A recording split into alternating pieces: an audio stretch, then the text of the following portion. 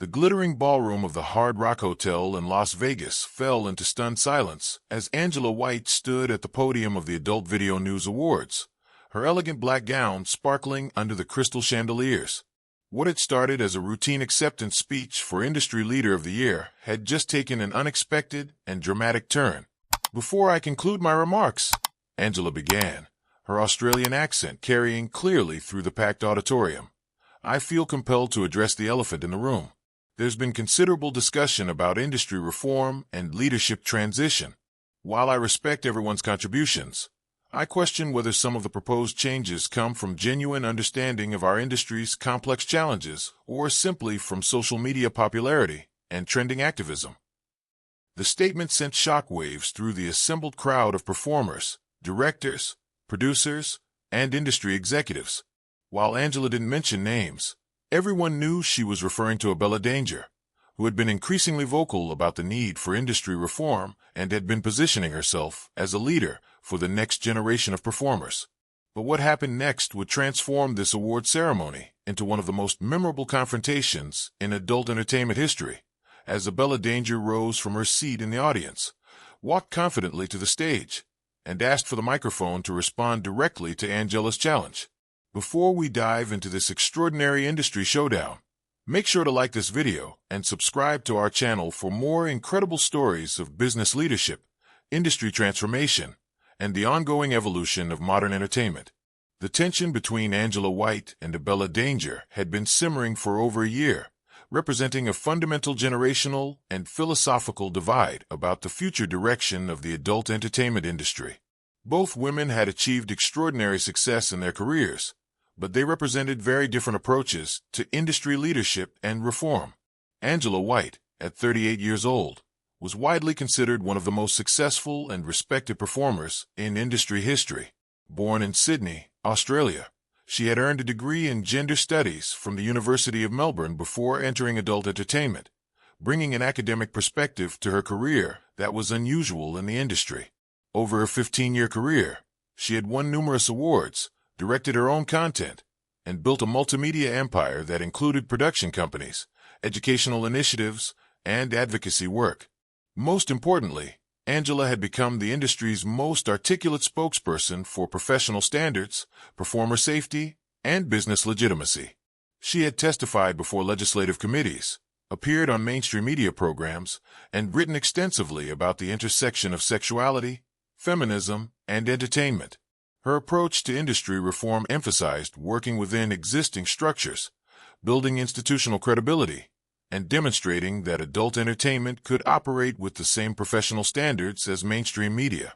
Abella Danger, at 27 years old, represented a very different approach to industry success and reform. Born Abella Danger in Miami, she had entered the industry at 18 and quickly become one of its biggest stars through a combination of social media savvy, business innovation, and outspoken advocacy for performer rights. Unlike Angela's institutional approach, Abella focused on grassroots organization, direct creator empowerment, and challenging traditional industry power structures. Abella had leveraged social media platforms to build direct relationships with fans, bypassing traditional studio systems and creating new models for performer independence. Her TikTok account had over 8 million followers.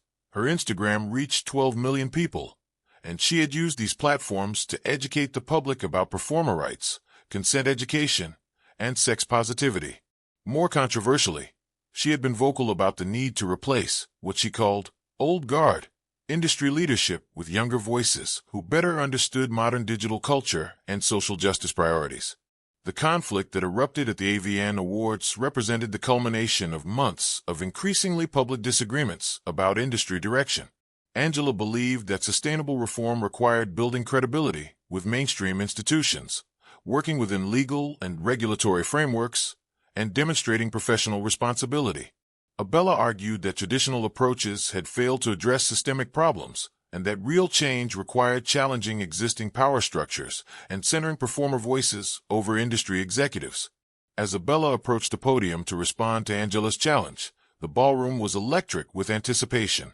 Award ceremonies typically avoided controversy, but this confrontation was addressing fundamental questions about industry leadership, that everyone had been discussing privately. Thank you, Angela, for giving me the opportunity to address these important issues directly, Abella began, her voice steady and confident despite the unprecedented nature of the situation. You're absolutely right that our industry faces complex challenges that require genuine understanding and commitment to solve.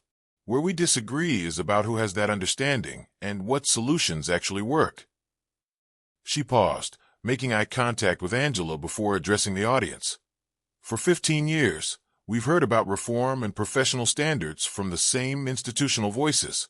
Meanwhile, performers continue to face unsafe working conditions, financial exploitation, and stigma that affects every aspect of our lives. The definition of insanity is doing the same thing repeatedly while expecting different results. The audience was riveted as Abella outlined her critique of traditional industry leadership. Angela, you've achieved remarkable individual success, and your advocacy work has been valuable. But individual success within a broken system isn't the same as systemic change.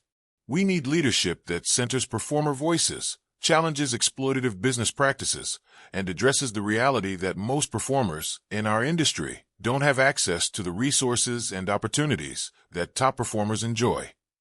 Angela, clearly prepared for this confrontation, approached the microphone with the composed authority that had made her one of the industry's most respected voices.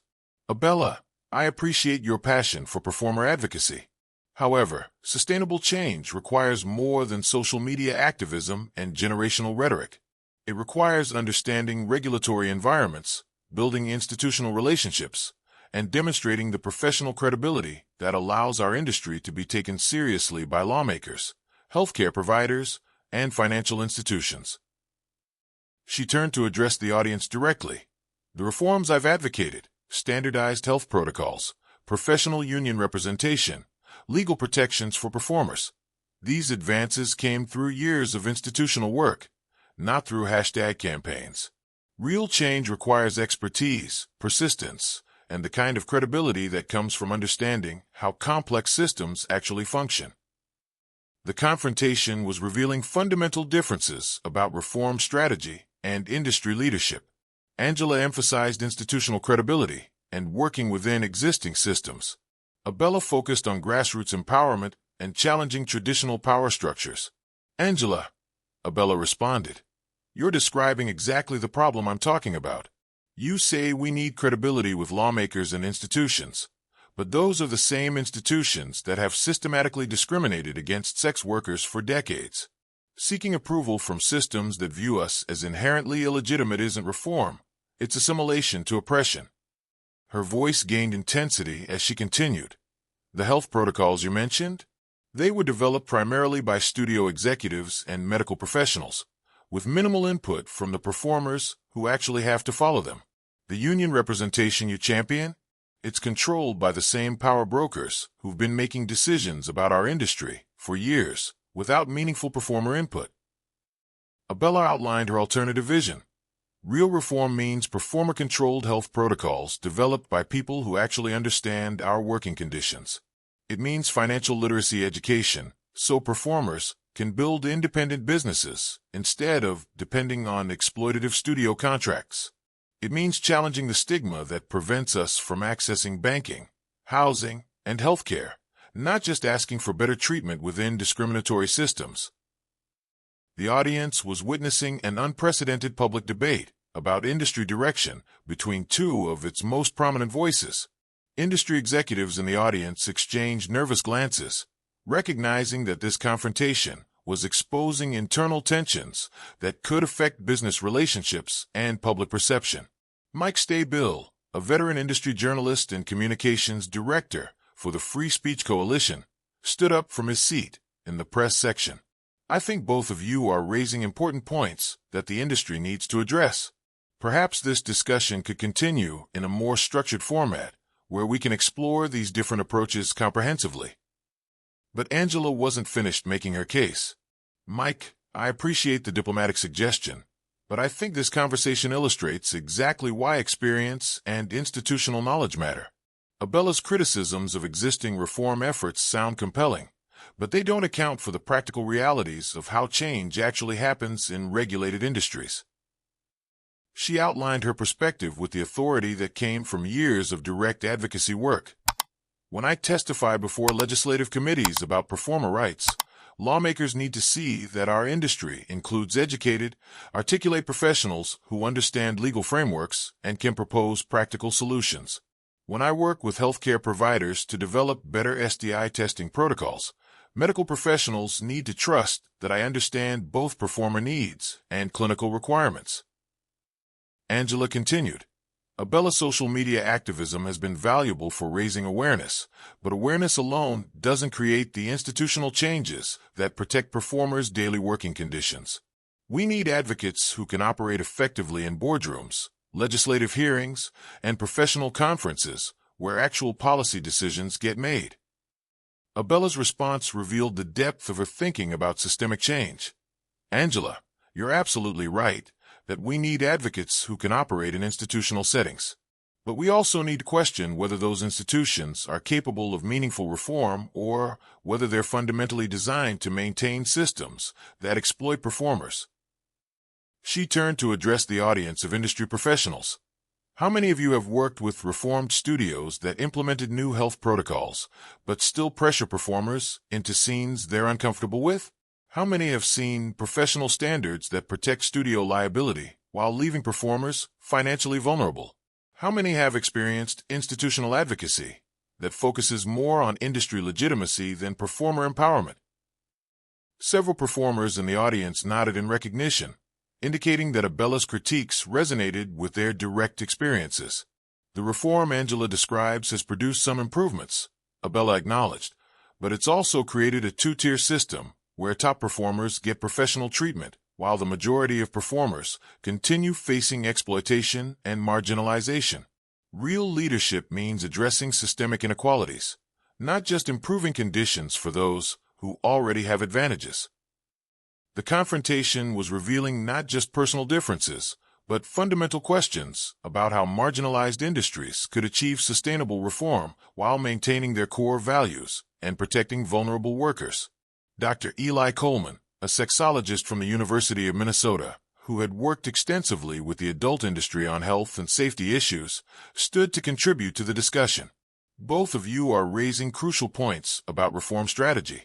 From a public health perspective, the most effective approaches typically combine institutional advocacy with grassroots empowerment.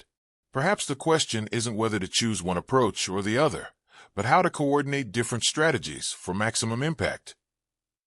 Angela nodded toward Dr. Coleman. That's exactly right, Eli. Effective reform requires multiple approaches working in coordination. My concern is that Abella's critique of institutional advocacy could undermine years of progress we've made in building professional credibility and regulatory relationships. But Abella had a different perspective on coordination and strategy. Dr. Coleman, I agree that multiple approaches can be valuable, but only if they're genuinely coordinated around performer-centered goals. Too often, coordination means grassroots advocates supporting institutional priorities without institutional advocates supporting grassroots empowerment. She outlined her vision for genuine collaboration. I'd love to see institutional advocates like Angela using their credibility to amplify performer voices rather than speaking for us. I'd love to see industry executives implementing policy changes developed by performer-led organizations rather than imposing top-down solutions. I'd love to see reform efforts that center the experiences of marginalized performers rather than focusing primarily on the most successful performers. The discussion was reaching a critical point where both women needed to articulate specific visions for moving forward rather than simply critiquing each other's approaches. Angela, recognizing the moment's importance, made a surprising offer. Abella, despite our strategic differences, I think we both want the same fundamental outcome: an industry that treats performers with dignity, provides economic opportunity, and operates with professional integrity. What if we collaborated on developing a comprehensive reform agenda that incorporates both institutional advocacy and grassroots empowerment? The offer caught Abella off guard, but she responded with characteristic directness. Angela, I'd be interested in collaboration, but only if it means genuine partnership where performer voices have equal weight with institutional priorities. Too often, collaboration in our industry means marginalized voices supporting established power structures without getting meaningful influence over decision-making. She outlined her conditions for collaboration.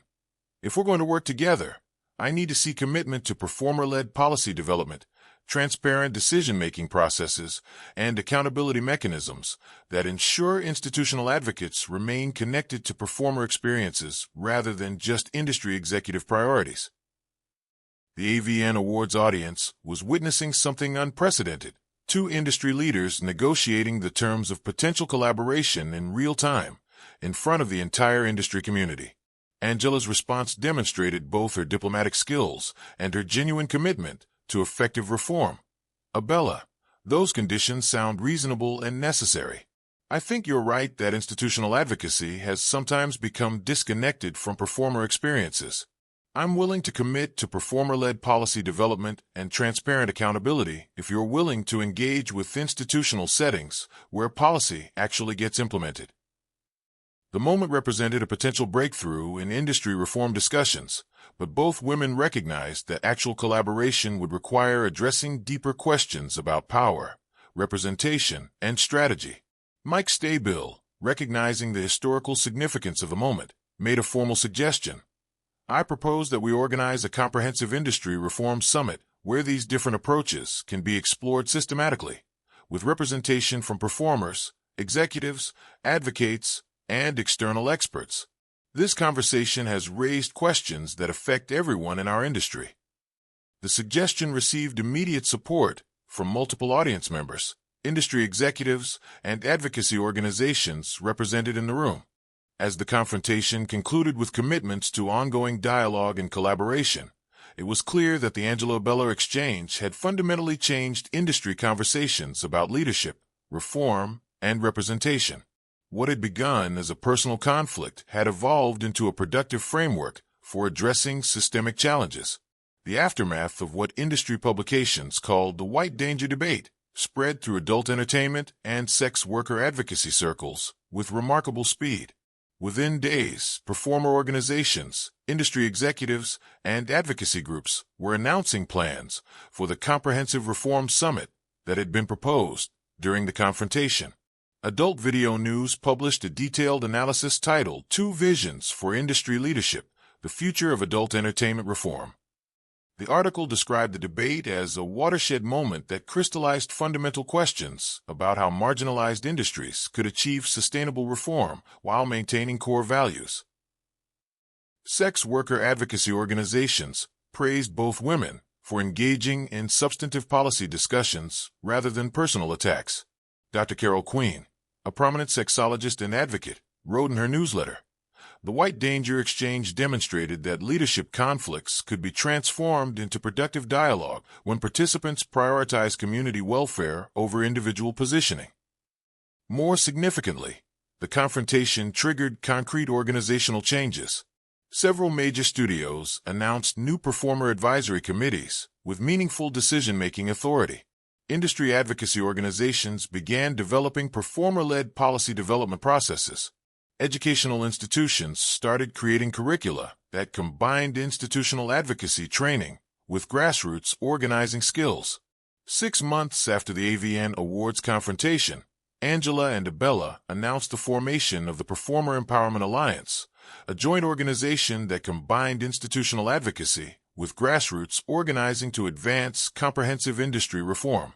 Their collaboration had produced policy proposals that addressed both professional standards and performer empowerment, demonstrating that different approaches could be integrated effectively. The long-term impact extended beyond the adult entertainment industry to broader discussions about labor organizing, industry reform, and leadership in marginalized communities. Their confrontation had shown how conflicts between different reform strategies could be resolved through genuine dialogue and commitment to shared values. Most importantly, their debate had established new models for industry leadership that prioritize collaboration over competition and systemic change over individual advancement, proving that even the most heated conflicts could produce productive outcomes when participants remain focused on community welfare rather than personal positioning. Thank you for watching this incredible story of industry leadership and collaborative reform. If you found this analysis of organizational change and advocacy strategy compelling, please hit the like button and subscribe for more stories about leadership, community organizing, and the ongoing evolution of workplace democracy in modern industries.